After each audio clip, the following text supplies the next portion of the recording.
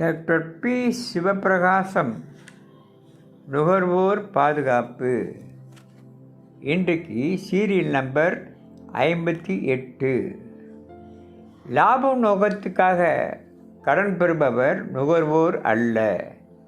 கோச்சடையான் படவழக்கில் உச்சநீதிமன்றம் கருத்து. வங்கியில் இருந்து லாப நோக்கத்துக்காக கடன் பெறுபவரை நுகர்வோர் பாதுகாப்பு சட்டத்தின் கீழ் நுகர்வோர் என அழைக்கக்கூடாது என்று உச்சநீதிமன்றம் சனிக்கிழமை தெரிவித்தது.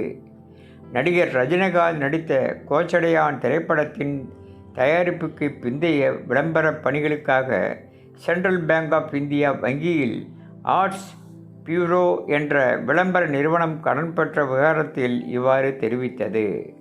முன்னதாக கோச்சடையான் திரைப்படத்தின் விளம்பர பணிகளுக்காக சென்ட்ரல் பேங்க் ஆஃப் இந்தியா வங்கியிடமிருந்து ரூபாய் 10 கோடியை கடனாக ஆர்ட்ஸ் பியூரோ நிறுவனம் பெற்றது.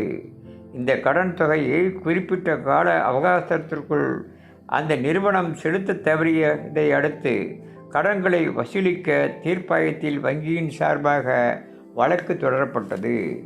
அதன் பிறகு இந்த விவகாரம் முடித்து வைக்கப்பட்டு ஒரு முறை மட்டும் ரூபாய் 3.56 கோடி வரை செலுத்த தீர்ப்பாயம் உத்தரவிட்டது.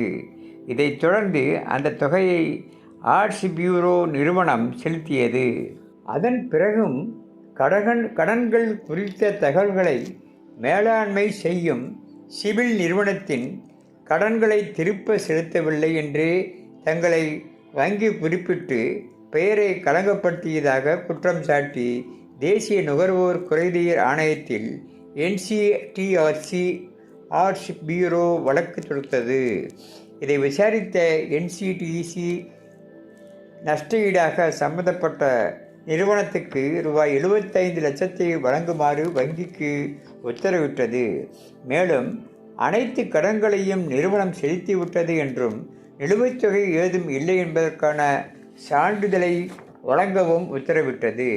இந்த உத்தரவை எதிர்த்து உச்சநீதிமன்றத்தில் சென்ட்ரல் பேங்க் ஆஃப் இந்தியா வங்கி மனு தாக்கல் செய்தது. இந்த மனுவை உச்சநீதிமன்றம் சுதான்ஷா துலியா மற்றும் பிரசாந்த் குமார் மிஸ்ரா தலைமையிலான அமர்வு விசாரித்தது.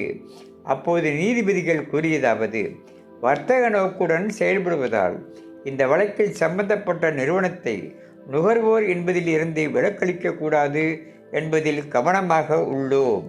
ஆனாலும் கோச்சடையான் திரைப்படத்தின் விளம்பர பணிகளை மேற்கொண்டு லாபம் ஈட்டும் நோக்கிலே வங்கியிலிருந்து நிறுவனம் கடன் பெற்றுள்ளது. எனவே லாப நோக்கத்துக்காக கடன் பெறுபவரை நுகர்வோர் பாதுகாப்பு சட்டத்தின் கீழ் நுகர்வோர் என அழைக்கக்கூடாது என்று தெரிவித்தனர். வணக்கம்.